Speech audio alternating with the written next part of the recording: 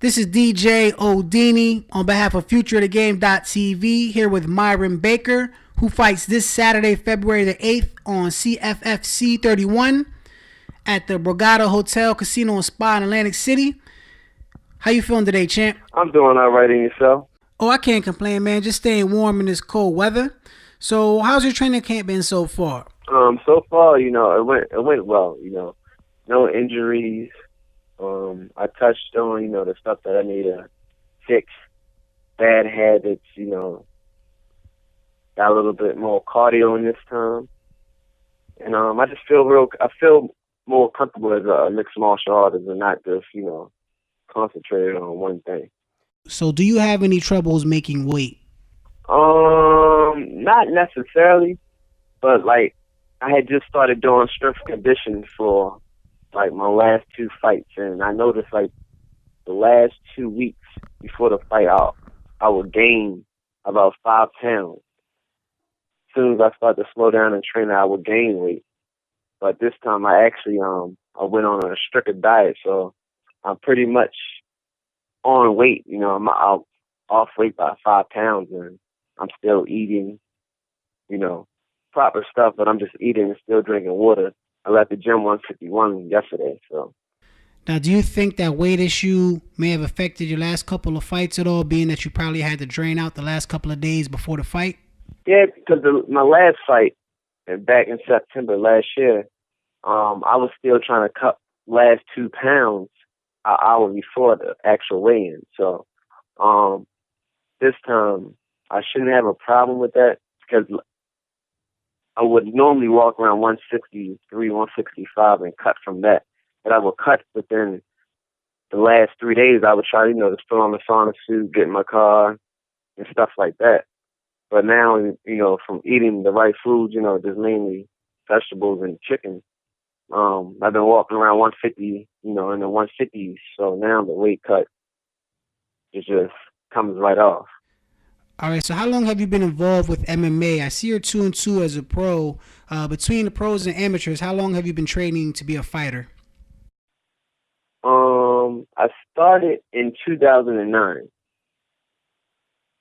In around 2009, but 2010 I had got hurt. I had tore my collarbone, all the ligaments in my shoulder, so that put me out for about 8 months, and then I think I came back in the summer of 2011. So from 2011 till now, I just been training. I just thought when I turned pro last year in 2012, that was the first time we actually trained. 5 days a week. At first, from 2009 until then, it would just be like 3 days, 4 days a week, or how often I came to the gym. But now I train about 6 days, sometimes 7, but mainly six days a week. All right, now, so down in Maryland, they have a very tough MMA amateur circuit. Do you think that's something that was beneficial for you as a fighter? Yeah, I would say so. Some people turn pro pretty soon. After 4 wins or 4 fights, they turn pro. But that's most of the people. Most of the guys that you probably had a wrestling background or did some type of martial arts as a child. For me, this is just brand new to me. Something that I just picked up quick. But it definitely, the experience definitely, got rid of some of the jitters and stuff. But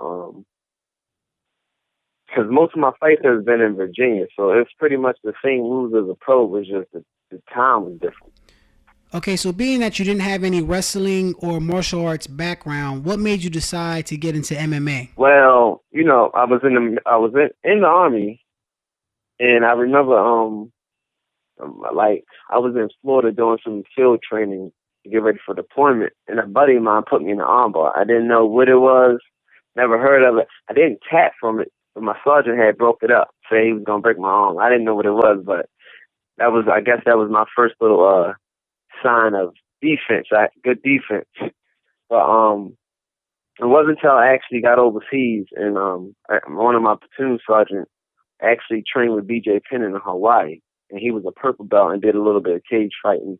And he used to go over certain moves, and then he'll see me grapple with some of the some of my other buddies, and he told me that I had potential. So from that point on, he was giving me private videos, and I would just watch him, and I'd be like, "Oh, I can do that, I can do that," and I would just practice some of the moves. And it wasn't until I got out the army in 2007, and then 2 years off, just out, had to get back, getting back from overseas, I had to adjust to getting back home. So then it wasn't until 2009 was when I started. So I just got up and said I'm a little train, trying to pursue my dream that I said I was going to do when I was overseas. Okay, so before you started training to be a fighter, were you into UFC? Did you watch a lot of the fights? Was there anyone that influenced you? No, I didn't see my first UFC fight till I was overseas, and that was Randy Couture against Tim Sylvia. That was the first UFC fight I've ever seen. Okay, I want to get your input on something. UFC over the last few years has been more popular than boxing, although boxing has come back pretty strong. But when you look at the fight purses, the top boxers seem to get paid a lot more than the top UFC guys. Is this something that you see could end up getting balanced out, or is there a fix for this for UFC fighters? I definitely seen that issue. I don't know. I guess since boxing been around a lot longer, so there's more investment into it. So some of the guys that have fighters Oscar De La Hoya has his own promotion. They been around for a while. I mean, as far as the MMA and UFC circuit, I will hope that the money start getting, unless you like a big name, I guess you really don't see that. You don't see that much money. So, I mean, I hope it shifts. All right, so it's a new year. What are your goals for 2014? My absolutely goal for 2014 is to have 6 fights, 6 wins. That's all I want. Okay, so you're fighting Shane Burgos this Saturday, February the 8th at the Borgata in Atlantic City. And earlier this week, Burgos said in an interview with Jersey Strong MMA, quote, "I see this fight going 100% my way. Wherever this fight plays out, I see myself being in control. No disrespect to my opponent. I think Myron is a tough opponent and a good test, but I'm about to make another statement." Unquote. So is there anything you would like to say in response to that? It's funny that he said that, because my personal opinion and the honest truth, nobody really seen me fight yet. The fights that people seen, it was like the jittery and the nervous side of me fighting. The way I spar in the gym, and everybody says, if you fight the way you spar, I would demolish people. You know what I'm saying? And it's nervous. You get in front of the crowd, and it kind of tenses you up a little bit. Then you be more cautious. But if I just let loose and just be myself in there, Shane Burgos would not have anything to answer for. So, no disrespect to him and how he feels. He's a good fighter too, but he hasn't. I'm glad that they counted me out off of the last 2 fights. I'm glad. I'm happy about that. Okay, now you did start off your career 2-0, but then lost your last 2 fights. What do you think that you've learned and taken away from them last 2 losses? Well, our gym went through a change. We went from when my coach was doing his own promotion, his own fights. We went from having 10 fighters from our gym on that card to having 2 pro fighters in there. You see what I'm saying? Me and Darren is the only pros. Like, everybody else is still amateurs, so they're in and out as, I guess, school starting, working, so they're not in it as much as we are. So I lost a lot of training partners that played a big role, MMA-wise, into me training. So I had to go, my coach reached out, but I ended up going to spar with just boxers, because they will give me the best work. Best, workout I can get, off of just striking-wise. Because when I fought Bill Algeo, I didn't do any MMA training. I didn't do no MMA sparring or anything. I just did strength and conditioning, jiu-jitsu, and boxing. And kind of threw me off, because boxing, it's a slick, it's angles and different type of movement. MMA is, people tend to get a little wild. You know what I'm saying? And it kind of threw me off. But I didn't really do any boxing. I did more MMA sparring, more MMA training this time, and left the boxing alone. I know I can box, so I just, pretty much left the boxing alone, so I won't get one track minded on that. So, I mean, that's different training. It definitely is. Now, I seen in a past interview that you used to have problems with your feet when you would throw kicks. Is that something that you've overcome, or is that still an issue? Yeah, I can say I corrected. It's just, I guess now would be just for me kicking much more. It does, like, I don't pay attention to it now. Making sure that I'm kicking with the shin and not just my feet, or messing up my toes, because we all seen what happened to Silver from improper kicking. So, I just make sure, do you set up kicks the way you're supposed to, just not just straight kicking. Now, what's the best way for your fans to reach out and follow you? Do you have anything on Facebook, Instagram, or Twitter? Like, just to reach me, like to find my page, anything? Right, to follow you, keep track of you. Yeah. They can find me on Facebook at Going All the Way Baker. And it's the same as on Instagram. They want to follow me on Instagram, look at some of my pictures and family and stuff. It's Going All the Way Baker on there too also.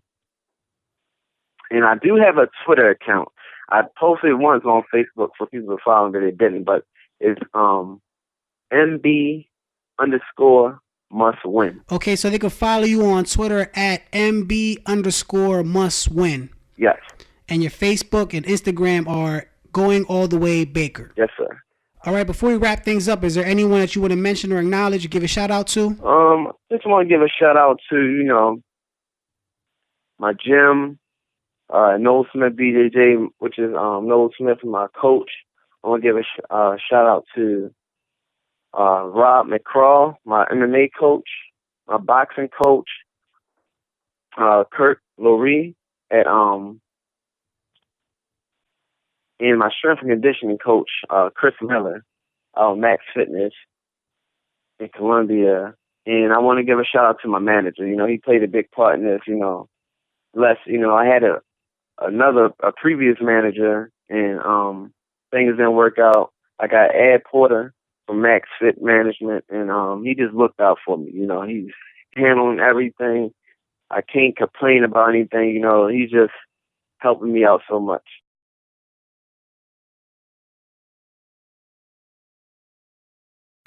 All right, and if you're not able to make it to Atlantic City for the fight, you can watch it on Go Fight Live. That's www.gfl.tv. I don't know if it's live on. Is it live on cable? Okay, I'll make sure to throw all the information on the website where they can watch this fight at. And I got one more thing to say. For my boxing coach, Kurt Lurie, that's out in No Limit Fight Team. That's No Limit Boxing out in Richardson. I just want to give them a shout out there. They reached out to me, allowed me to come train, so I just appreciate that too. Oh, and Kaizen MMA and Fairfax, Virginia played such a big role in preparing for this fight.